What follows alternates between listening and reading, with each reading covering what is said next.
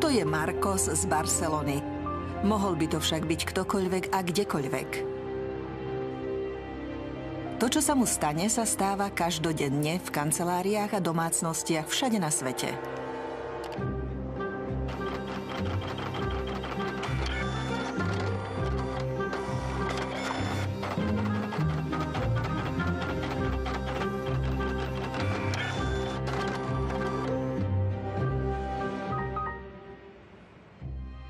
Súčiastka vo vnútri tlačiarne sa poškodila a výrobca Marcosa odkazuje na technickú pomoc. Technik môže problém diagnostikovať, ale už samo o sebe to stojí 15 eur. Náhradné súčiastky je totiž veľmi ťažko zohnať. Oprava sa vôbec neoplatí. Stálo by to okolo 120 eur. Za 40 eur si už kúpiš novú. Odporúčal by som kúpiť novú tlačiareň. Rozhodne treba kúpiť novú. Nie je náhoda, že všetci obchodníci odporúčajú kúpiť si novú tlačiareň. Keby Marcos súhlasil, stal by sa len ďalšou obeťou plánovanej zastaranosti, tajného mechanizmu poháňajúceho našu konzumnú spoločnosť. Zmyslom života sa stalo požičiavanie peňazí na kupovanie nepotrebných vecí. Žijeme v spoločnosti ovládanej ekonomikou rastu. Lenže zmyslom tohto rastu nie je uspokojenie potrieb, ale ešte väčší rast. Ale ľudia nebudú ústavične nakupovať. Ekonomika neporastie. Plánované zastarávanie. Nutkavá túžba konzumenta vlastniť najnovšie veci ešte o niečo skôr, ako je vôbec potrebné. Vo filme si ukážeme, ako plánované zastarávanie ovláda naše životy už od 20. rokov 20. storočia, keď začali výrobcovia skracovať životnosť výrobkov len preto, aby zvýšili dopyt spotrebiteľov. Jednoducho skrátime životnosť produktov na 1000 hodín a hotovo. Ukážeme si, ako si návrhári a technici osvojili a prispôsobili nové hodnoty a ciele. Na rysovacích doskách sa začali navrhovať menej kvalitné veci. Tie veci si načasovali tak, že sú už zastarané už vtedy, keď za ne zaplatíš. Použi a odhoď. Ale nová generácia spotrebiteľov začala výrobcov spochybňovať. Dá sa vytvoriť životaschopná ekonomika, v ktorej by plánované zastarávanie neničilo životné prostredie? Budúce pokolenia nám nikdy neodpustia a určite sa dozvedia o životnom štýle vyspelých krajín založenom na plytvaní. Slovenská televízia uvádza dokumentárny film Žiarovková konšpirácia. Zamlčaný príbeh plánovaného zastarávania. Vítajte v Livermore v Kalifornii, na mieste, kde sa zrodila prvá žiarovka sveta. Volám sa Lynn Owens a vediem komisiu pre žiarovky. V roku 1972 sme zistili, že žiarovka, ktorá visela v požiarnej stanici, nebola hociaká žiarovka.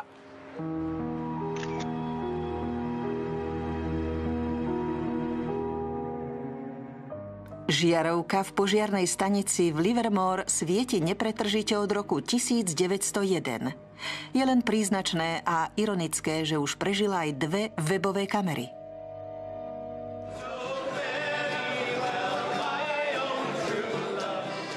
Keď v roku 2001 žiarovka slávila svoje 100. narodeniny, obyvatelia Livermoreu usporiadali veľkú narodeninovú oslavu v americkom štýle.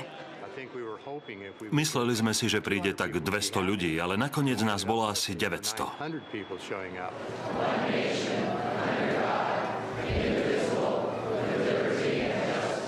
Asi by vám nenapadlo želať všetko najlepšie k narodeninám práve žiarovke. Ale naozaj sa to stalo.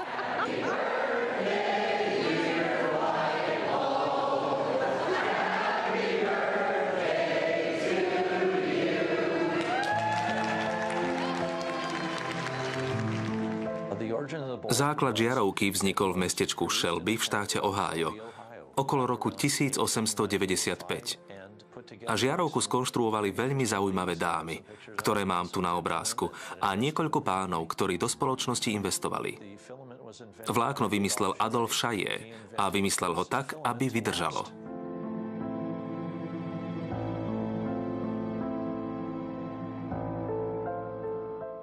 Ako je to možné? Neviem. Toto tajomstvo si so sebou zobral do hrobu. Chaillettovo tajomstvo večného vlákna nie je jedinou záhadou v dejinách žiarovky. Oveľa väčším tajomstvom je to, ako sa mohla obyčajná žiarovka stať prvou obeťou plánovaného zastarania. Štedrý deň roku 1924 bol veľmi výnimočný. V zadnej miestnosti jedného domu v Ženeve sa stretli páni v prúškovaných oblekoch, aby sa dohodli na tajnom pláne. Rozhodli sa založiť prvý celosvetový kartel, ktorý si dal za cieľ kontrolovať výrobu žiaroviek všetkých krajín a potom si rozdeliť koláč, ktorý sa nazýva Svetový trh. Kartel dostal meno Phoebus. Phoebus zahŕňal hlavných výrobcov žiaroviek v Európe a Spojených štátoch amerických a dokonca aj v kolóniách v Ázii či Afrike. Hlavnými cieľmi bola výmena patentov, kontrola výroby, no predovšetkým spotrebiteľov.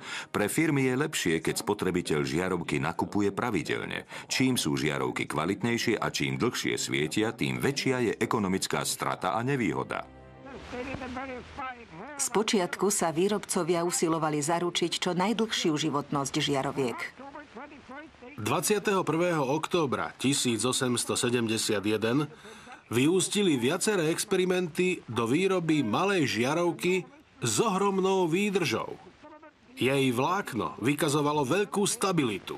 Prvá žiarovka Thomasa Edisona v predaji od roku 1881 mala životnosť 1500 hodín. Do založenia kartelu Phoebus v roku 1924 výrobcovia hrdo propagovali životnosť až 2500 hodín a zdôrazňovali práve trvácnosť svojich výrobkov. A tak si vo Phoebuse povedali, prečo jednoducho neznížiť životnosť jednotlivých žiaroviek len na 1000 hodín.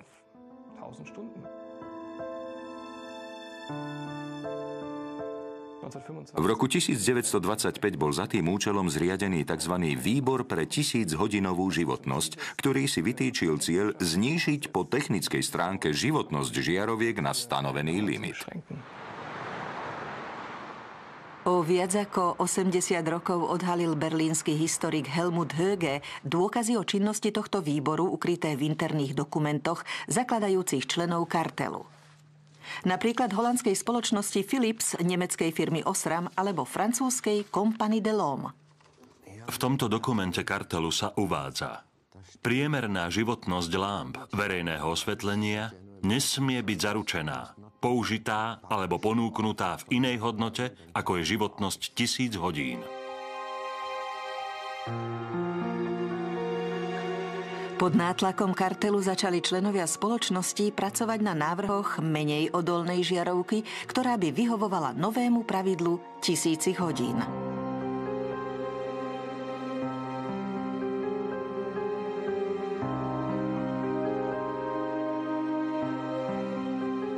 Výroba žiaroviek a dodržiavanie noriem výrobcami sa prísne kontrolovali. Jedno opatrenie napríklad spočívalo v zriadení skúšobnej rampy, na ktorej boli umiestnené petice žiaroviek. Na ne sa pripevňovali jednotlivé exempláre žiaroviek z rôznych výrobných sérií a firmy ako napríklad Osram čo najprecíznejšie zaznamenávali, ako dlho žiarovky svietia.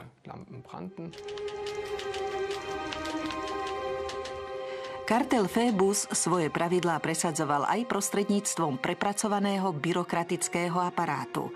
Ak boli každomesačné výkazy mimo normy, pristupovalo sa k prísnym pokutám. Toto je pokutová tabuľka z roku 1929, ktorá zaznamenáva, koľko švajčiarskych frankov musia členovia kartelu zaplatiť ako pokutu, ak žiarovky svietia dlhšie ako napríklad 1500 hodín.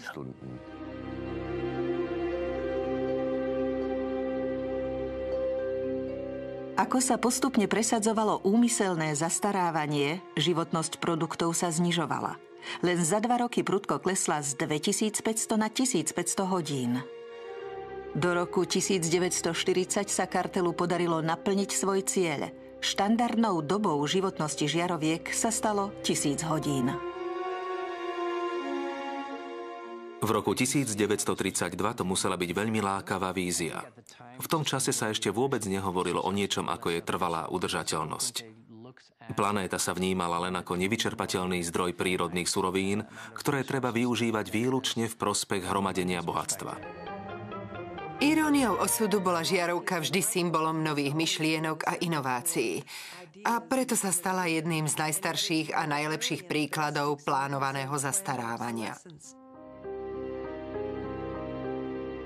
V nadchádzajúcich 10-ročiach vynálezcovia patentovali desiatky nových žiaroviek. Jedna dokonca svietila až 100 000 hodín, no žiadna z nich sa nedostala na trh. Kartel Phoebus oficiálne nikdy neexistoval, hoci jeho činnosť nebola verejnosti celkom neznáma. Trik spočíval v ustavičnom menení názvu. Premenovali sa na Medzinárodný elektrický kartel a potom na niečo iné. Čo je dôležité, táto podstata je aj naďalej inštitucionalizovaná a existuje aj dnes.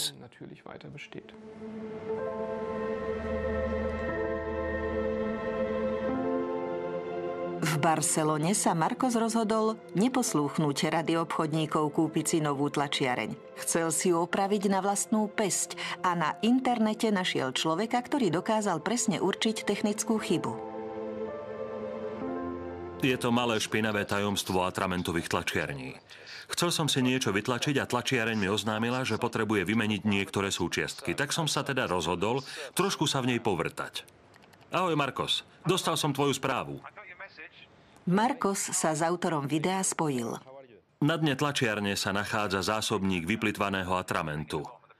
Atramentové tlačiarne musia ustavične čistiť hlavy, čo sa vykonáva striekaním atramentu cez otvor v dolnej časti tlačiarne do tejto veľkej špongie. Čas, za ktorý istý počet kvapiek atramentu pretečie, je presne stanovený a potom prestane fungovať. Oficiálne zdôvodnenie znie, že ide o zabránenie vytekaniu atramentu na stôl. Obávam sa však, že podstata problému je inde. Technológia je jednoducho nastavená tak, aby sa prístroj pokazil.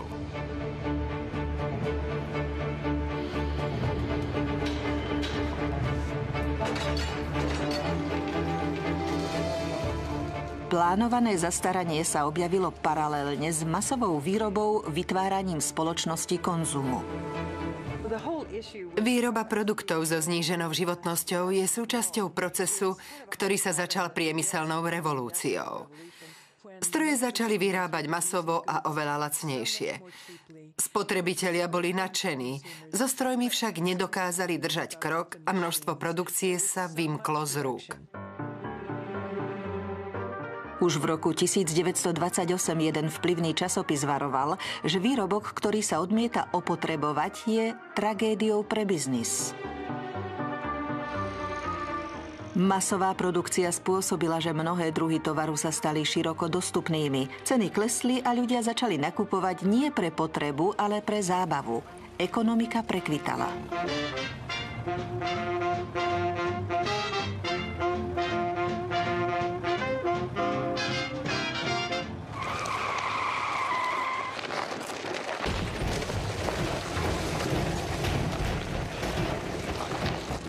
V roku 1929 utržil konzumný svet prvý šok, keď zrútenie burzy na Wall Street uvrhlo Spojené štáty americké do hlbokej krízy. Do roku 1933 ostala bez zamestnania štvrtina pracovnej sily. Ľudia si už nežiadali tovar, ale prácu a jedlo.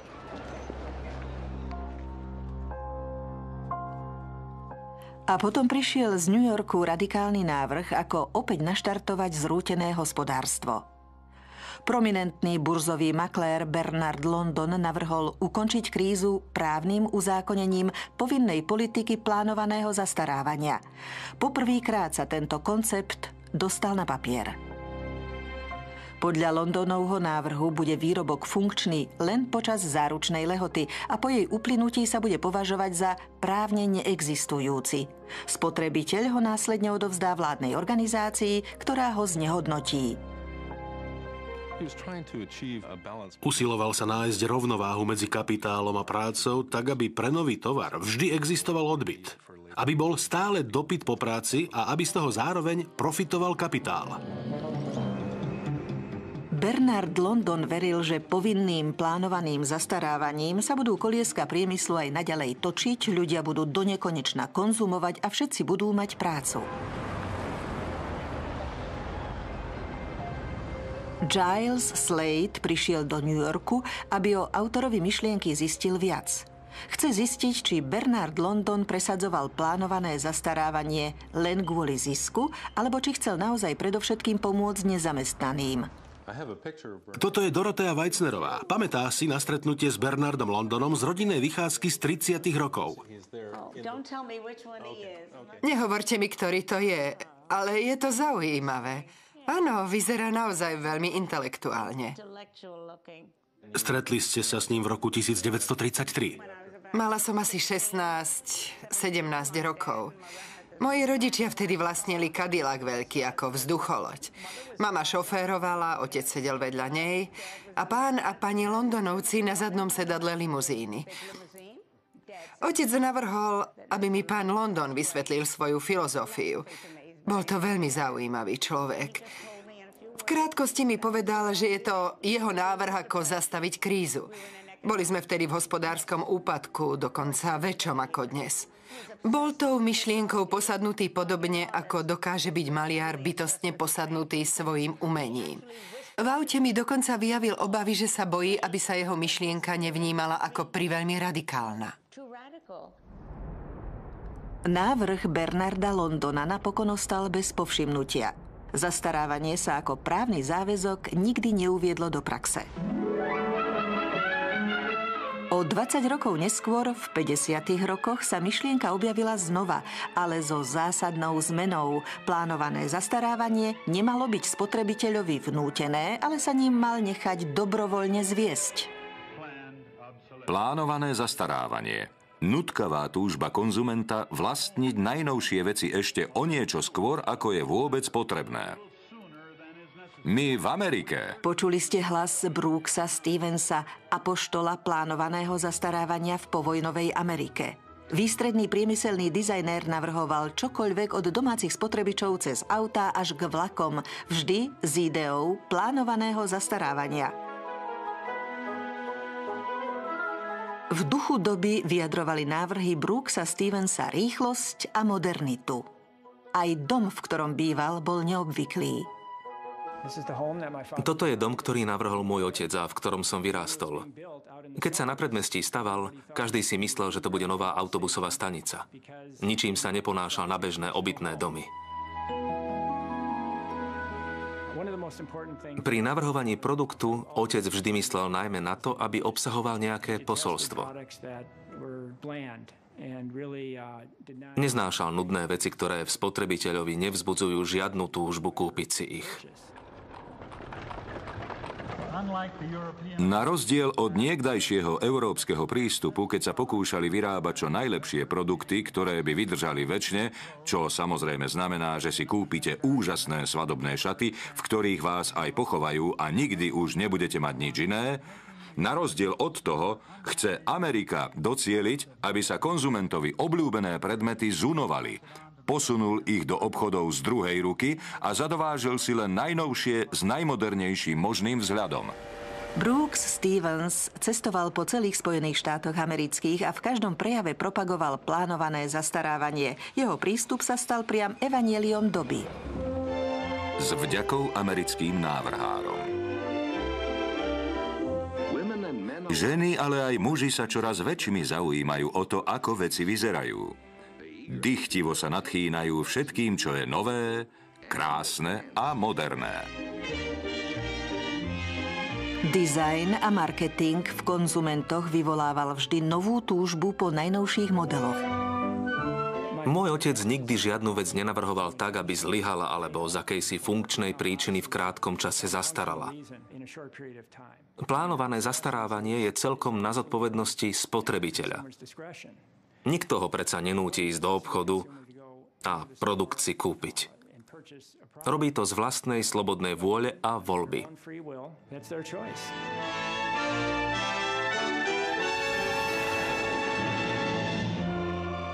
Sloboda a šťastie vďaka neobmedzenej spotrebe. Americký spôsob života v 50. rokoch sa stal základom konzumnej spoločnosti, ako ju poznáme dnes.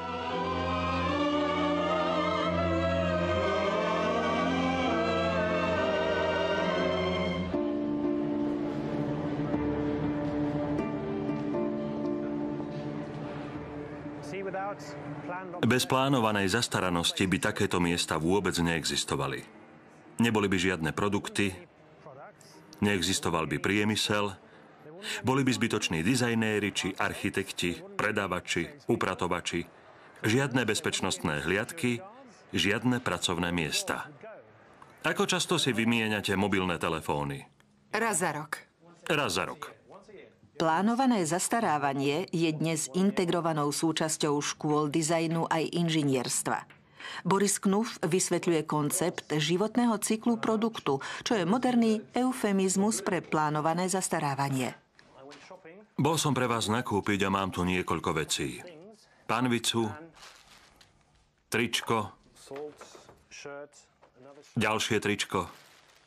Žiaci sa učia, ako navrhovať produkty pre svet biznisu, ktorý je ovládaný jediným cieľom, častým opakovaným nakupovaním. Nechám veci kolovať a vy mi poviete, po akej dlhej dobe sa podľa vás zničia a aká je ich životnosť. Návrhári musia rozumieť spoločnosti, pre ktorú pracujú. Spoločnosť sa rozhoduje na základe obchodného modelu, ako často si želá produkty a ponuku obnovovať, a táto informácia je návrhárom sprostredkovaná. Predmet musia na základe toho navrhnúť spôsobom, ktorý bude presne zodpovedať obchodnej stratégii klienta. Plánované zastarávanie je základom obrovského ekonomického rastu, ktorý západný svet prežíval od 50. rokov. Od tých čias sa stal rast svätým grálom našej ekonomiky. Žijeme v spoločnosti ovládanej ekonomikou rastu. Lenže zmyslom rastu nie je uspokojenie potrieb, ale ešte väčší rast, nekonečný rast, neobmedzená produkcia. A na zabezpečenie rastu produkcie je potrebné neprestajne zvyšovať jej spotrebu. Serge Latouche je známy kritik ekonomiky rastu a obšírne opísal jej mechanizmy. Tromi základnými nástrojmi sú reklama, plánované zastarávanie a úvery.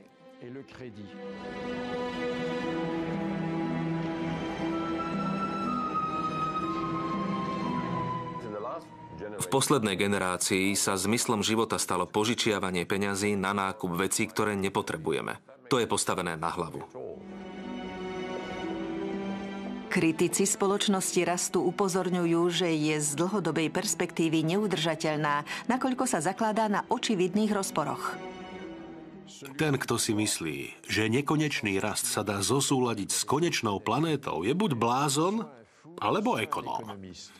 Dráma tkvie v tom, že v dnešných časoch sme všetci ekonómovia. Prečo sa každé 3 minúty vyrobí niekde na svete nový produkt? Je to naozaj potrebné? Zdá sa mi, že veľa ľudí pochopilo potrebu zmeny takéhoto systému vo chvíli, keď im politici začali tvrdiť, že viac nakupovania môže najlepšie naštartovať krachujúcu ekonomiku. V spoločnosti rastu všetci sedíme v pretekárskom aute, ktoré už dávno nemá šoféra a ktorého koniec sa dá ľahko predvídať. Bude to buď tvrdý náraz do múra, alebo zrútenie sa do priepasti.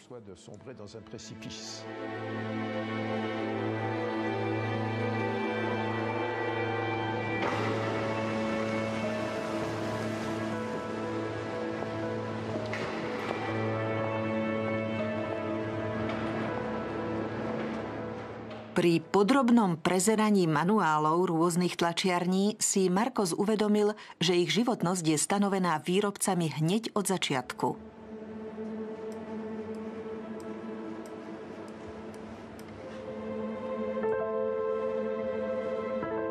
Dosiahli to umiestnením čipu hlboko dovnútra tlačiarne.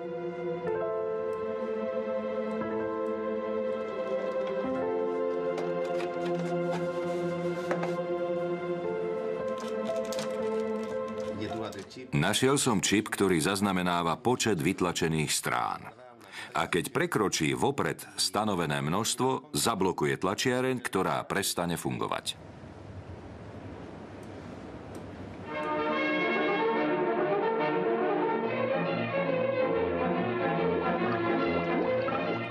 Aké majú inžinieri pocity z vyrábania vecí, ktorých účelom je zlyhať?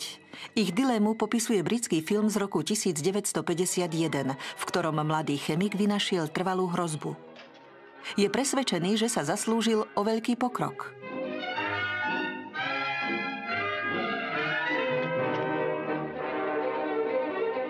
Jeho objav však zďaleka nepoteší každého a čoskoro sa musí dať na útek. Nie len pred majiteľmi továrne, ale aj pred robotníkmi, ktorí sa boja straty zamestnania. Pripomína mi to niečo, čo sa v textilnom priemysle naozaj stalo. V 40. rokoch ohlásil chemický gigant DuPont príchod revolučného syntetického tkaniva nylonu.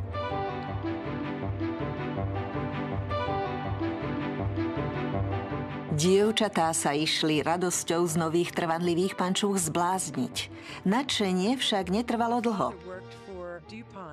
Pred vojnou aj po vojne pracoval môj otec v spoločnosti DuPont na oddelení nylonu. A rozprával mi, ako ich skúšali pri výrobe pančúch. Muži mali pančuchy odniesť svojim manželkám či priateľkám, aby ich vyskúšali.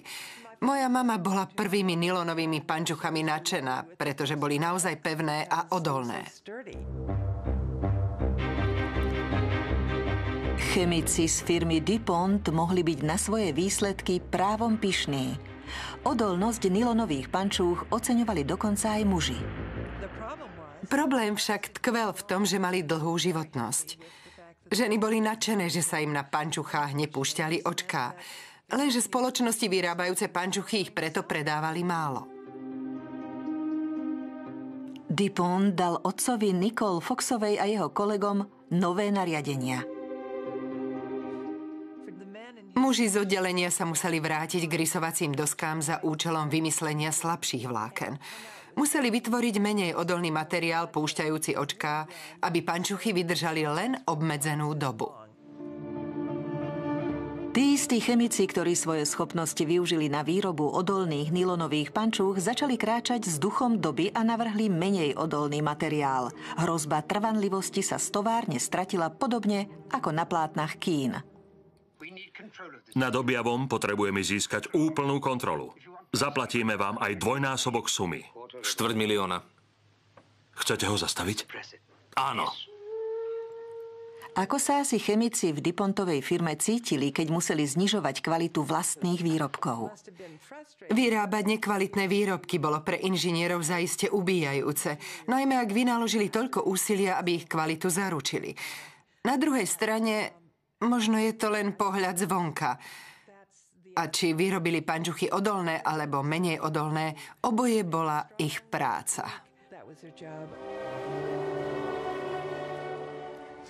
Inžinieri sa ocitli v zložitej etickej dileme. To, že museli čeliť plánovanému zastarávaniu, ich nutilo overovať najzákladnejšie etické zásady.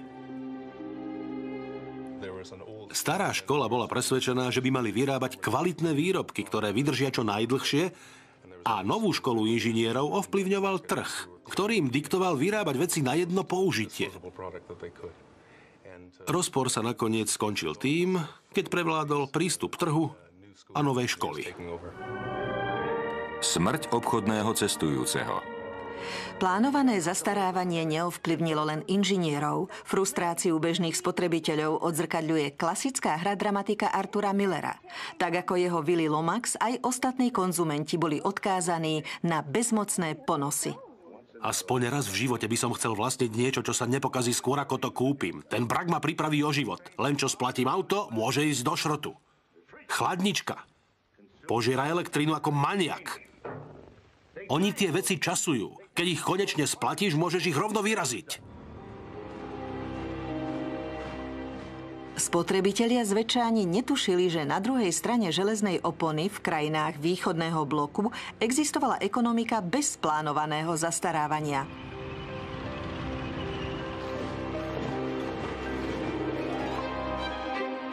Komunistické hospodárstvo neovládal voľný trh, ale štátne centrálne plánovanie. Bolo neefektívne a trpelo chronickým nedostatkom zdrojov. V takom systéme by plánované zastarávanie nedávalo žiaden zmysel. Bývalé východné Nemecko bolo najúspešnejšou komunistickou ekonomikou a oficiálne regulácie stanovovali, že chladničky a pračky musia fungovať minimálne 25 rokov. Túto chladničku východonemeckej výroby som kúpil v roku 1985 a má najmenej 24 rokov. Žiarovku som doposiaľ nemusel meniť. Takisto má takmer 25 rokov. V roku 1981 vyrobila továreň vo východnom Berlíne dlhotrvajúcu žiarovku. Uviedli ju na medzinárodnom veľtrhu so svietidlami s úmyslom nájsť odberateľov zo západu. Keď východonemecký výrobca v roku 1981 prezentoval dlhotrvajúce žiarovky na veľtrhu v Hanoveri, západní výrobcovia sa nazdávali, že chce ľudí pripraviť o prácu. Ale inžinieri z firmy Narva odpovedali: naopak, pracovné miesta udržiavame práve vďaka tomu, že šetríme zdroje a nemrháme wolframom. Západní odberatelia žiarovku odmietli. V roku 1989 sa zrútil Berlínsky múr. Továreň bola zatvorená a výroba východonemeckej dlhotrvajúcej žiarovky sa zastavila. Dnes sa dá vidieť len na rôznych výstavách a v múzeách.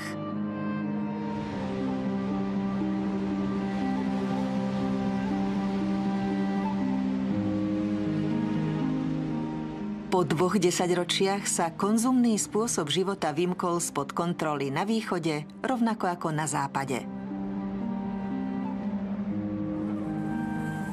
No predsa nastala istá zmena. V ére internetu sa spotrebitelia rozhodli proti plánovanému zastarávaniu vzoprieť. Náš prvý film, ktorý mal ohlasy, bol film o iPodoch. Kúpil som si iPod za 400 či $500 a o 8 mesiacov, možno o rok, v ňom odišla baterka. Zavolal som do firmy Apple, aby mi baterku vymenili, ale podľa ich vtedajšej politiky som si vraj mal kúpiť nový iPod. Môžete si kúpiť nový. Apple neponúka pre svoje výrobky nové batérie? Nie. Nehnevalo ma ani tak to, že odišla baterka. Keď mi odíde baterka v telefóne Nokia alebo aj v počítači Apple, stačí ju vymeniť. Ale v iPode, ktorého hardware je taký drahý, ju nestačí vymeniť, treba kúpiť nové zariadenie.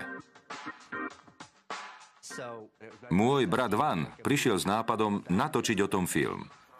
Chodili sme po meste a na každý reklamný plagát propagujúci iPod sme nasprejovali nápis: baterka iPodov vydrží len 18 mesiacov a nedá sa vymeniť. Video sme zavesili na našu stránku a už po prvom mesiaci mala návštevnosť okolo 6 miliónov. Ľudia sa po nej išli potrhať. Právnička zo San Francisca Elizabeth Pritzkerová sa o videu dopočula a spoločne so svojimi partnermi sa rozhodla firmu Apple žalovať za krátku životnosť batérií iPodov. Pol storočia od prípadu so žiarovkou sa plánované zastarávanie opäť dostalo pred súd. Súdny spor sme začali 2 roky po uvedení iPodov na trh. V tom čase Apple len v Spojených štátoch predal okolo 3 miliónov iPodov. Mnohí z 3 miliónov vlastníkov iPodov mali s batériami problémy a boli ochotní podať žalobu. Jedným z nich bol aj Andrew Westley. Spomedzi tých spotrebiteľov, ktorí sa nám ozvali, sme vybrali niekoľkých, ktorí sa stali zástupcami v právnej žalobe.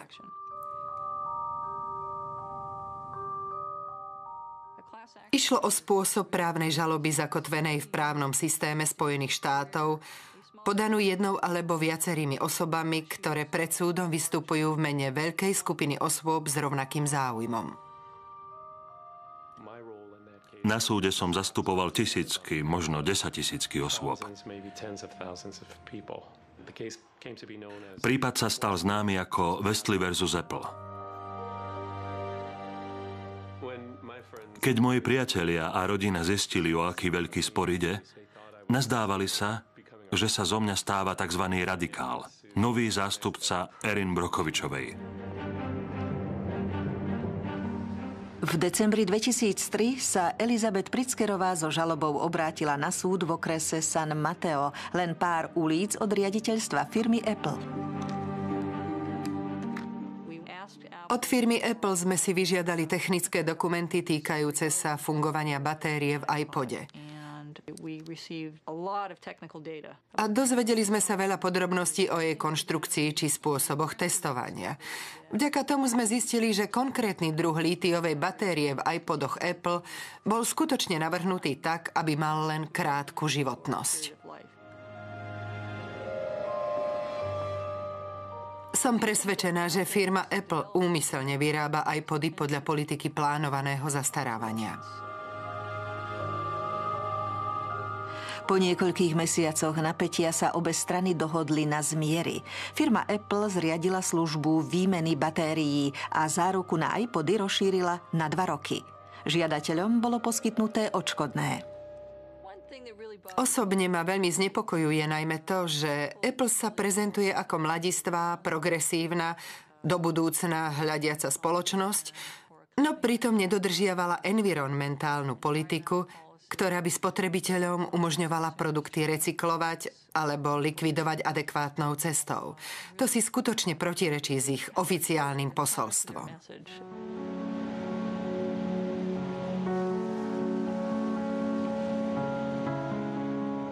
Plánované zastarávanie vytvára nepretržitý príliv odpadu, ktorý sa preváža do krajín tretieho sveta, napríklad do africkej Ghany. Do našej krajiny sa už 8 alebo 9 rokov dovážajú kontajnery s elektronickým odpadom. S vyradenými počítačmi či televízorom, ktoré v rozvinutých krajinách už nikto nechce.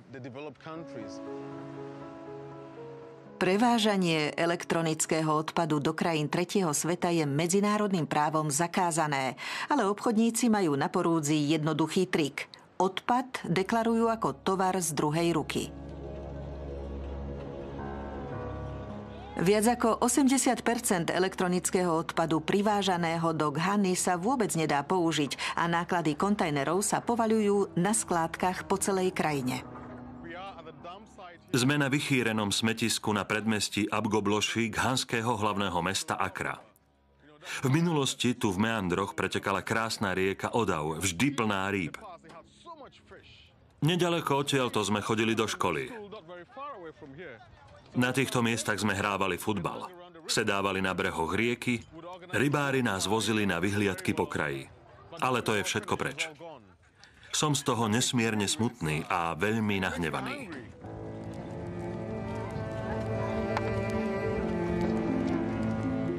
Dnes sa tu po škole žiadne deti nehrajú. Namiesto toho na smetisko prichádzajú deti z chudobných rodín hľadať zvyšky kovov. Spaľujú plastický povrch drôtov z vyradených počítačov, aby zachránili kovové káble.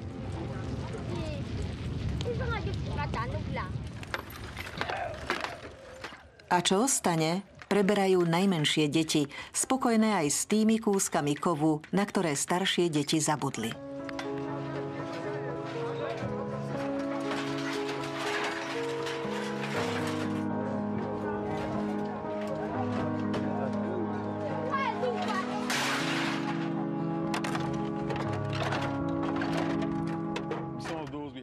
Ľudia z lodných zásielok tvrdia, my len chceme vyrovnať technologické rozdiely medzi Európou a Severnou Amerikou a medzi Ghanou a zvyškom Afriky. No pravda je taká, že tento odpad jednoducho nefunguje. Elektronický odpad nemá zmysel, ak sa s ním nedá nič robiť. Najmä, ak ste ho sám nevyrobili a vaša krajina sa zneužíva ako smetisko sveta.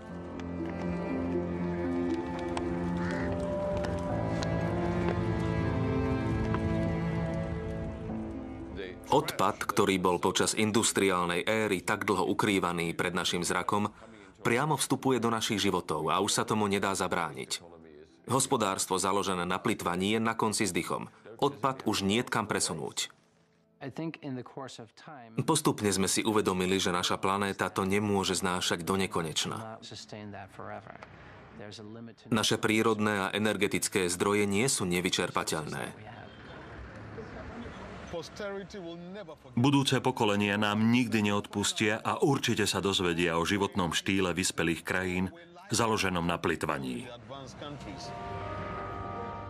Všade na svete ľudia začali proti plánovanému zastarávaniu bojovať. Mike Anane začal tam, kde sú koneční adresáti.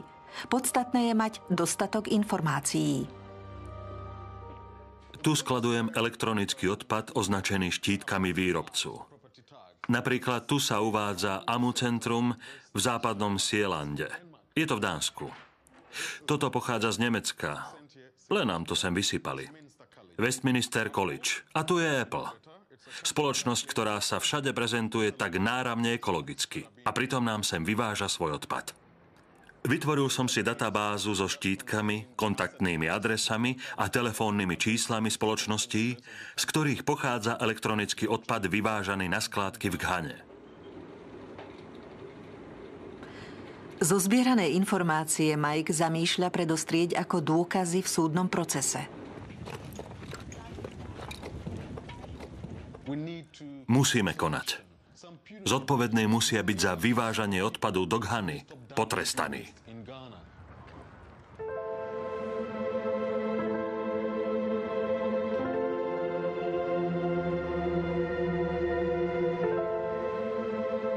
Marcos na internete pokračuje v hľadaní možností predĺžovania životnosti svojej tlačiarne. Objavil ruskú stránku, ktorá zadarmo ponúka softvér so špeciálne vyvinutým čipom. Programátor dokonca otvorene vysvetľuje svoju osobnú motiváciu. Tlačiarne sa kazia, lebo sú nekvalitné. Nekvalitný model vyhovuje biznisu, nie však užívateľovi a životnému prostrediu. Môj softvér vychádza v ústrety spotrebiteľovi tým, že umožňuje vymeniť opotrebovanú atramentovú podložku. Marcos nevie, čo si má myslieť, ale softvér si napriek tomu stiahne. John Takara bojuje proti plánovanému zastarávaniu z malej francúzskej dediny tým, že ľuďom pomáha nachádzať nové, alternatívne obchodné a dizajnové stratégie z celého sveta. Vo všetkých chudobných krajinách si ľudia celkom prirodzene veci opravujú sami. Názor, že vec je treba vyhodiť len preto, že sa na nej niečo pokazí, je pre ľudí z globálneho juhu nemysliteľné, neušľachtilé a vulgárne. Na tradíciu schopnosti veci šetriť a opravovať existuje v Indii dokonca veľmi zložitý pojem džugát.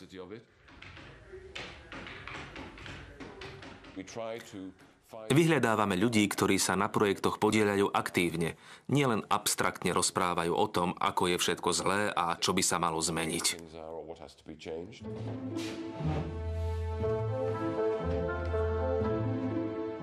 Jedným z tých ľudí je aj Warner Phillips, potomok slávnej dynastie výrobcov žiaroviek. Starý otec ma raz zobral do jednej z tovární firmy Philips v Eindhovene a ukázal mi, ako prebieha veľkovýroba žiaroviek. Bol to silný zážitok. Po 100 rokoch od založenia žiarovkového kartelu Warner Phillips v rodinnej tradícii pokračuje. S úplne novým prístupom vyrába polovodičové LED žiarovky, ktorých životnosť je 25 rokov. Medzi svetom obchodu a životným prostredím nemá existovať priepasť. Podľa mňa sa obchod dá zosúladiť s trvalou udržateľnosťou a dokonca je pre obchod prospešná. Jedinou cestou k tomu je podľa mňa uvedomiť si skutočnú cenu zdrojov, ktoré sa využívajú. Zohľadňujeme cenu energie, ale aj energiu, ktorá sa spotrebuje pri transporte. Keby mali dopravcovia za transport platiť skutočnú cenu, nevraviac o tom, že ropa je neobnoviteľný zdroj, za ktorý nemáme náhradu, náklady za transport by stúpli 20-násobne až 30-násobne. Ak sa to zohľadní pri každom vyrobenom produkte, pre výrobcov a podnikateľov všade na svete to bude veľká motivácia vyrábať produkty s veľmi vysokou životnosťou. Politika plánovaného zastarávania sa dá odstraňovať aj novým prístupom k technike a výrobe spotrebného tovaru. Moderný koncept, označovaný pojmom z kolísky do kolísky, tvrdí, že keby boli všetky továrne kompatibilné s prírodou, plánované zastarávanie by sa prekonalo. Keď sa hovorí o ochrane životného prostredia, rozumieme pod tým šetrenie, obmedzovanie, žiadny odpad, menej škodlivosti. Keď však pozorujeme na jar prírodu, vidíme, že nepotrebuje šetriť, obmedzovať, ani redukovať odpad. Príroda vytvára hojnosť všetkého, no opadané kvety, mŕtve lístie či iné odumreté časti nie sú odpad. V prírodnom cykle sa stávajú živinami pre iné organizmy. Príroda nepozná odpad, pozná len živiny. Podľa Braungarta priemysel môže tento harmonický prírodný cyklus imitovať. Že to možné je, dokázal novým návrhom výrobného procesu v švajčiarskej textilnej továrni. Keď máme napríklad látku na potiahnutie gauča alebo stoličky, zvyšné odstrižky sú natoľko jedovaté, že sa musia zlikvidovať ako špeciálny odpad.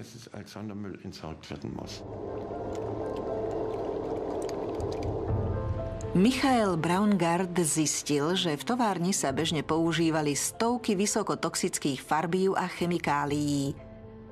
Pre výrobu v novej továrni obmedzil spolu so svojím tímom tento zoznam na 36 biologicky odbúrateľných látok. Sústredíme sa na látky, ktoré sú také neškodné, že by sa dali nakrájať a zjesť. Pre spaľovne odpadu je odstránenie každého výrobku s krátkou životnosťou problém. Ak však spoločnosť vytvára výživné látky, produkt s krátkou životnosťou predstavuje možnosť vyrobiť z neho niečo nové. Radikálnejší kritici plánovaného zastarávania ale tvrdia, že len reforma produkcie nestačí. Podľa nich treba celkom zmeniť ekonomický systém a náš rebríček hodnôt. Ide o skutočnú kultúrnu revolúciu. Zmenu doterajšej paradigmy, zmenu myslenia. Tá revolúcia sa nazýva odmietnutie ekonomiky rastu. Serge Latouche prednáša, ako sa dá celkom vymaniť zo spoločnosti založenej na ustavičnom raste. Odmietnutie ekonomiky rastu je provokatívny koncept, ktorého zmyslom je skoncovať s delirickým diskurzom o akomkoľvek raste, či už nekonečnom alebo udržateľnom, a ktorý zdôrazňuje potrebu dôkladnej zmeny myslenia.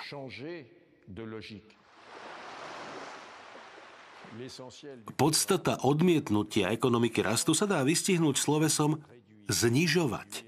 Znižovať vplyv na prírodu, znižovať plytvanie, nadprodukciu, nadmernú spotrebu. Znižovaním spotreby, znižovaním produkcie sa vytvára voľný čas, vďaka ktorému sa dajú rozvíjať iné formy bohatstva. Ich výhodou je, že spotrebou sa nevyčerpávajú, podobne ako priateľstvo alebo poznanie. Naša spoločnosť chorobne lipne na veciach. Dávajú nám pocit sebavedomia a identity. Čiastočne je to v dôsledku zániku javov, ktoré v nás identitu vytvárali pôvodne. Napríklad prináležitosť k istej komunite, vzťah k pôde a iné sociálne väzby, ktoré konzumný spôsob života vytlačil. Keby šťastie záviselo od úrovne spotreby, mali by sme byť úplne šťastní. Spotrebujeme totiž 26-násobne viac ako v dobe Karla Marxa. A všetky prieskumy verejnej mienky ukazujú, že ľudia napriek tomu nie sú 26-násobne šťastnejší. Šťastie sa vždy dá merať len subjektívne. Kritici odmietania rastu sa obávajú, že to zničí moderné hospodárstvo a uvrhne nás to kamsi do doby kamennej. Návrat k udržateľnej spoločnosti, ktorej ekologická forma nepresahuje možnosti planéty, neznamená návrat do doby kamennej. V krajine ako je Francúzsko to znamená návrat do 60. rokov 20. storočia, čo skutočne nebola žiadna doba kamenná. Spoločnosť odmietajúca ekonomiku rastu uskutočňuje Gandhiho myšlienku, podľa ktorej je svet dostatočne veľký na to, aby uspokojil potreby všetkých, no vždy bude priveľmi malý na to, aby mohol uspokojiť nenásytnosť nemnohých.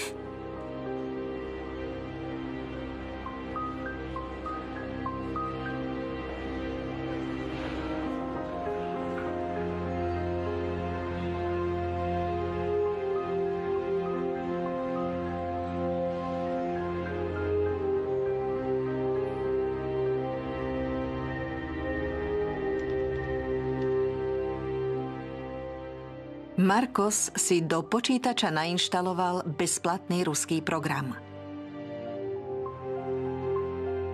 Pomocou nového softvéru sa mu podarilo nastaviť čip vo vnútri tlačiarne naspäť na nulu. Tlačiareň sa v tom okamihu odblokuje.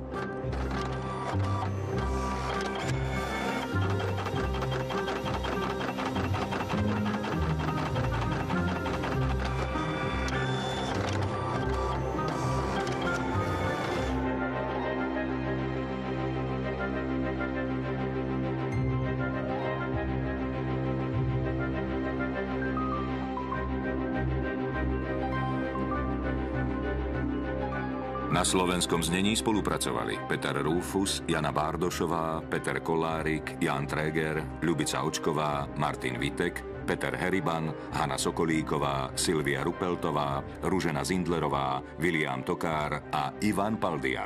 Slovenské znenie vyrobila Slovenská televízia pre Rozhlas a televíziu Slovenska 2013.